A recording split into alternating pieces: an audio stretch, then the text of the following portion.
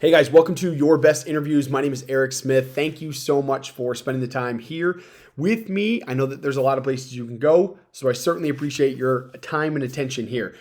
Today, what I want to talk to you about is when to apply to a job if you're not 100% qualified on paper.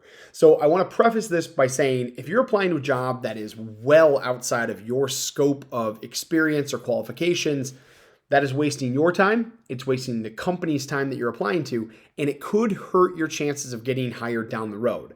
What I mean by this is if you're applying to a job, typically these companies, I would say most companies today have an applicant tracking system, which is it tracks your digital footprint when you apply to jobs. And so if you apply to a job today that you are not at all qualified for, right?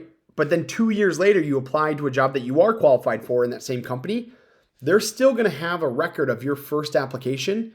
And that could be a red flag that you're not reading job descriptions or that you just have a very misaligned perception of where your experience sits for what they're looking for. And so it can actually hurt you, but more importantly, it's just a waste of your time and a waste of the company's time. So you want to make sure that what you're applying to actually fits your experience and skill set.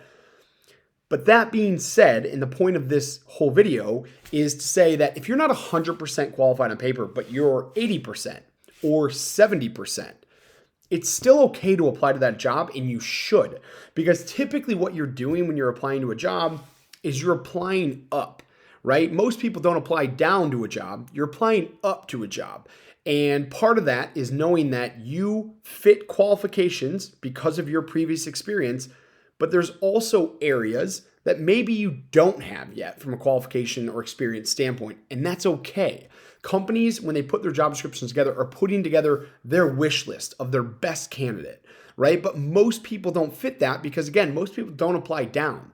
So if you're somebody who already has a lot of that experience, typically you're applying for a job that's maybe a level up from that. And so just keep in mind that companies are putting together these job descriptions as a wish list of who their best candidate is in the best possible scenario of somebody qualified on paper.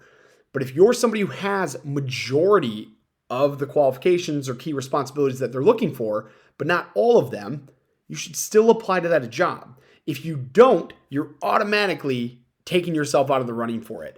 And so what I want to encourage you is to really think through, are you qualified on paper? And if you're not, where are you short? And is that enough that you should still be applying?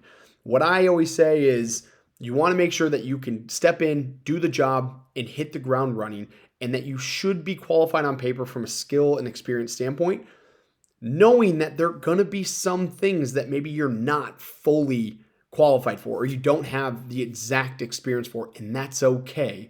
You just want to make sure that you're using your best judgment around where your skill set lies, how many years of experience you have, and what your experience is in relation to what you're applying to. And if it's close, you should be applying. Now, I also want to call out, this happens all the time, and it's crazy. Women tend to wait until they have 100% of the qualifications before they feel like they can apply to a job that's higher level than them. Men, on the other hand, typically will apply with 60% of what's asked for in the qualifications. This is crazy. And so for my female listeners out there, if you're watching this, don't hold yourself back. You should not be waiting. The detriment that could have on your career to wait until you have 100% of the qualifications to apply could hold you back a couple of years in the role. It could set you back on your salary trajectory by a couple of years. And so this message is for everyone. You should be applying up to jobs. And if you're not 100% qualified on paper, that's okay. But make sure that you're a strong fit. Make sure, again, that you're in that 70 to 80 or above range of fit on paper for the role that you're applying to. But if you don't have 100%, don't take yourself out of the running, especially for female listeners out there. It's crazy, but the stat, I just heard this the other day, and it's shocking.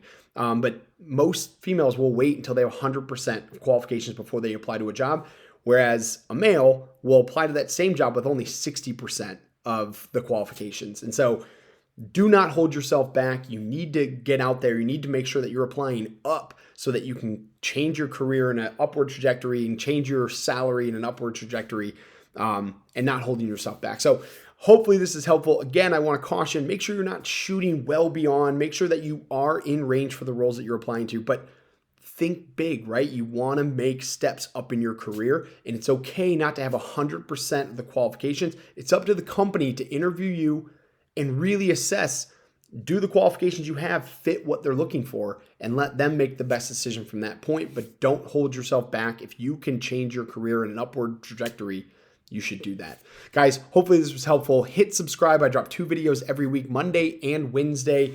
I also have a ton of links below. Check them out. If you're just starting this interview process or you're jumping back into the interview process and you're nervous about that, I have an entire comprehensive interview course. Check that out. I appreciate you being here, guys, and I will drop more soon.